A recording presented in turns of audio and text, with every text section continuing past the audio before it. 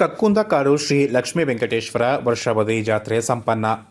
ನಾಪೋಕ್ಲು ಸಮೀಪದ ಕಕ್ಕುಂದಕಾಡು ಶ್ರೀ ಲಕ್ಷ್ಮೀ ವೆಂಕಟೇಶ್ವರ ದೇವಸ್ಥಾನದಲ್ಲಿ ವಾರ್ಷಿಕ ಜಾತ್ರಾ ಮಹೋತ್ಸವ ಬುಧವಾರ ವಿವಿಧ ಧಾರ್ಮಿಕ ಕಾರ್ಯಕ್ರಮಗಳೊಂದಿಗೆ ಅದ್ದೂರಿಯಿಂದ ಸಂಪನ್ನಗೊಂಡಿತು.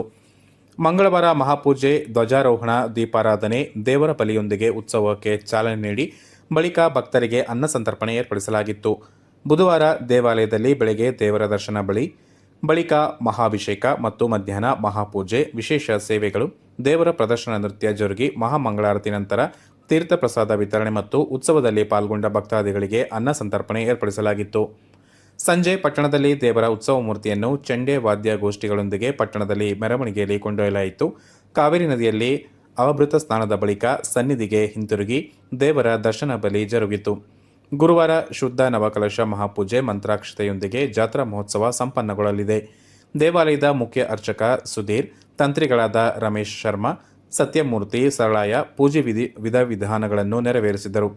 ಈ ಸಂದರ್ಭ ದೇವಾಲಯದ ಆಡಳಿತ ಮಂಡಳಿ ಅಧ್ಯಕ್ಷ ಶ್ರೀನಿವಾಸ್ ಟಿಆರ್, ಕಾರ್ಯದರ್ಶಿ ಸುಜಿತ್ ಕುಮಾರ್ ಟಿಎ, ಖಜಾಂಜಿ ಗೋಪಾಲ ಎಂಪಿ, ಉಪಾಧ್ಯಕ್ಷ ಟಿಕೆ ಸೂರ್ಯಕುಮಾರ್, ಕಾರ್ಯಾಧ್ಯಕ್ಷ ರಮೇಶ್ ಟಿಎನ್, ಹಿರಿಯರಾದ ಆನಂದಸ್ವಾಮಿ, ನಿರ್ದೇಶಕರಾದ ರಾಧಾಕೃಷ್ಣ ರೈ, ತಂಗಾ, ಮಹೇಶ್, ಸೀನಾ, ಭವಾನಿ, ಲೀಲಾ ಸೇರಿದಂತೆ ಉತ್ಸವದಲ್ಲಿ ಊರಿನ ಭಕ್ತರು ಅಧಿಕ ಸಂಖ್ಯೆಯಲ್ಲಿ ಪಾಲ್ಗೊಂಡಿದ್ದರು.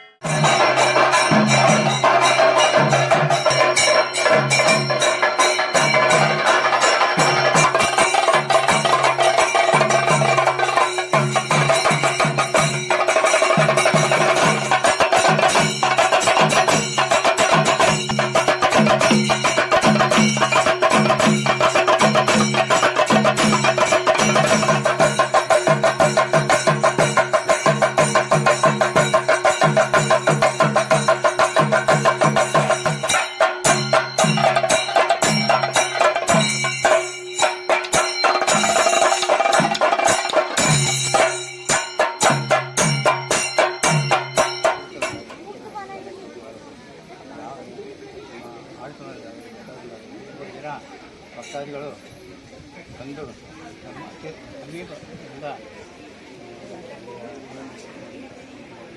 ಹೋದ ವಿದ್ಯಾವಂತರಿಗೆ, ಭಕ್ತರಿಗೆ, ವ್ಯಾಪಾರಸ್ಥರಿಗೆ, ಶಿಕ್ಷಣರಿಗೆ, ದೊಡ್ಡ ಮಗುವಿಗೆ, ವಯಸ್ಸಾದವರಿಗೆ ಏನೊಂದು ತೊಂದರೆ ಉಂಟು ಆಯಿತು ಆಗಿಬಿಟ್ಟು ಓದೋದು ಕಾಪಾಡ್ಕೊಂಡಿದ್ದೀವಿ. ಹಾಗೆಯೇ ವಿಶೇಷವಾಗಿ ನಾವು ಇನ್ನೊಂದು ಪ್ರಾರ್ಥನೆ ಬಂದ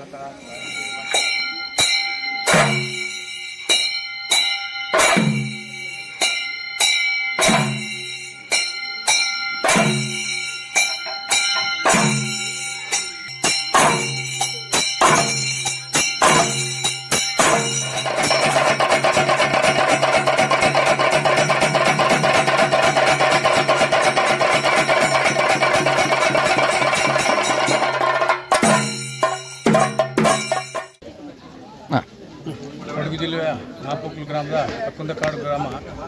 ಇಲ್ಲಿ ಅಂದರೆ ಇಡೀ ನಮ್ಮ ಕೊಡಗು ಜಿಲ್ಲೆಯಲ್ಲಿ ಒಂದೇ ಒಂದು ದೇವಸ್ಥಾನ ಅಂದರೆ ಲಕ್ಷ್ಮೀ ವೆಂಕಟೇಶ್ವರ ದೇವಸ್ಥಾನ. ಈ ಸನ್ನಿಧಾನದಲ್ಲಿ ದೇವಸ್ಥಾನ ಸ್ಥಾಪನೆ ಆಗಿ 24 ವರ್ಷ ಆಯಿತು.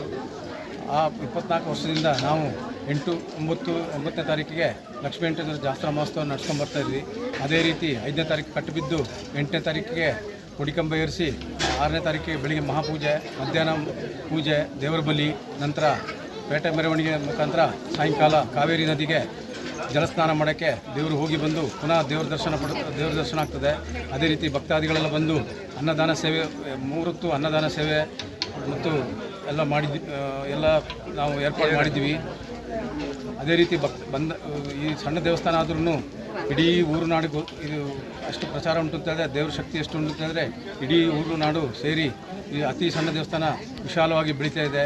ಅದೇ ರೀತಿ ನಾವು ಕಳೆದ ವರ್ಷ ಭಗವಂತನ ಹತ್ರ ಪ್ರಾರ್ಥನೆ ಮಾಡಿಕೊಂಡಿದ್ದೋ ಈ ದೇವಸ್ಥಾನ ಅಂದರೆ ಜೀರ್ಣೋದ್ಧಾರ ಮಾಡಬೇಕು ಅಂತ. ಅದೇ ರೀತಿ ನಮಗೆ ದೇವರ ಆಶೀರ್ವಾದ ಮಾಡಿ 90% ಶೇಕಡ 90ರಷ್ಟು ಕಲ್ಲು ಕೆಲಸ ಮಾಡಿ ಇವಾಗ ನಾಡ್ದು ಅಂದರೆ 16ನೇ ತಾರೀಕಿಗೆ ದೇವ್ರದ್ದು ಬಾಲಾಲಯ ನಿರ್ಮಿಸಿ ದೇವ್ರನ್ನ ಅಲ್ಲಿಗೆ ನಾವು ಇಳಿಸಿ ಗರ್ಭಗುಡಿದು ಕಲ್ಲಿನ ಗರ್ಭಗುಡಿ ಮಾಡೋಕ್ಕೆ ಇಳಿತಾ ಇದ್ವಿ.